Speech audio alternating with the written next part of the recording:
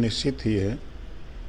प्रधानमंत्री की मंशा थी कि महिलाओं को आरक्षण, संविधान में जो व्यवस्था बाबा साहब डॉक्टर अम्बेडकर जी ने आधी आबादी बराबरी का दिया हिस्सा मिलना चाहिए, लेकिन कांग्रेस, सपा, अन्य दल के लोग 40 साल तक लगातार महिला बिल को इन लोगों ने रद्दी की टोकरी में डाला। ठीक उसी प्रकार पिछड़े वर्ग के 27% आरक्षण जब देने की बात थी तो फिर इन लोगों ने भी, या कांग्रेस के लोगों ने और सपा के लोगों ने उसको रद्दी की टोकरी में डाला था।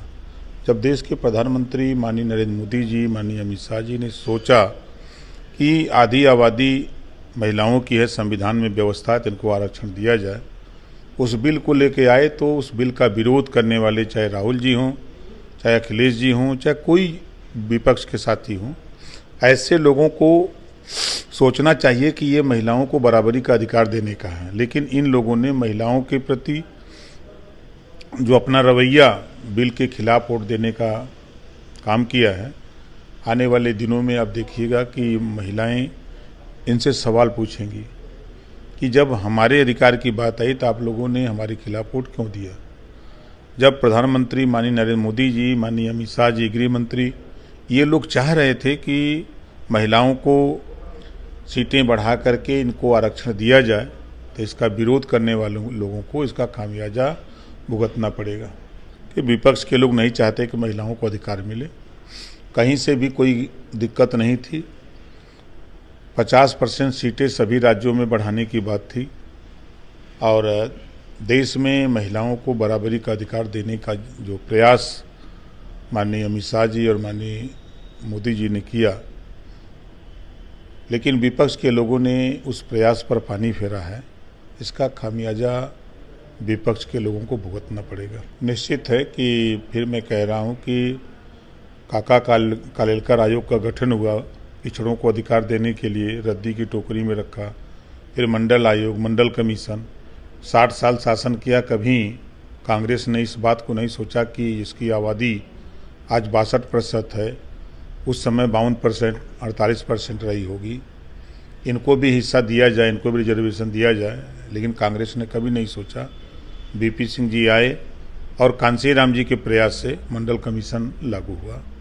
तो ये कांग्रेस के लोग हमेशा किसी बात को अटका के रखना, गुमराह करना, देश को विकास के रास्ते पर अगर कोई योजना है तो उसका बिल पास न हो और लागू न हो, इसके लिए हमेशा कांग्रेस और सपा के लोग जो मिल कर के काम कर रहे हैं, ये देश में रहने वाले लोगों के खिलाफ लोग हैं।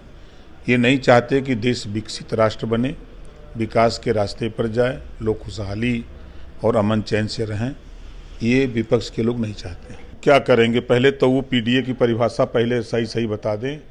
अब तो पहले तो ये से बताते थे अल्पसंख्यक, फिर बताते थे अगड़ा, अब बताते हैं आधी आबादी।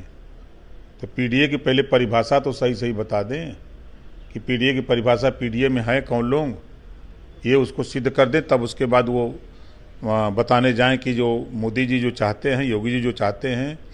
जब वो अखिलेश जी तो वही है ना कि जो अपनी पत्नी की सुरक्षा नहीं कर पा रहे हैं। जब मौलाना ने उनकी पत्नी के ऊपर अभद्र टिप्पणी किया तो अखिलेश जी की जबान नहीं खुली, वही अखिलेश जी है ना। वो क्या प्रेस वार्ता करेंगे, उनके जिम्मे सिर्फ प्रेस वार्ता करना और ट्विटर पर ट्वीट करना, 2 ही काम अब बचा हुआ है। इसके अलावा तीसरा काम उनको करना नहीं है। वो अब जो सपना सजोए हैं कि हम 27 में सरकार बना रहे हैं, वो दिवा स्वप्न है।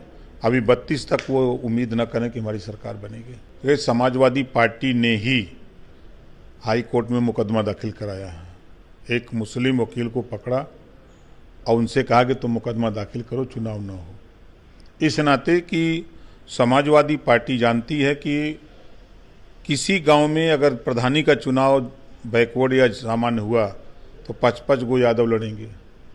जिला पंचायत की सीट अगर सामान्य या बैकवर्ड हुआ तो वहाँ 68 गो 66 गो यादव लड़ेंगे, तो हमारे वोट में बिखराव होगा। इसको लेकर के वो चिंतित हैं। इस नाते उन्होंने एक रीड हाई कोर्ट में दाखिल करा दी और कोर्ट ने उस पर विचार कर रही है। कोर्ट का जो फैसला आएगा उस फैसले को आधार पे सरकार तैयार है चुनाव कराने के लिए।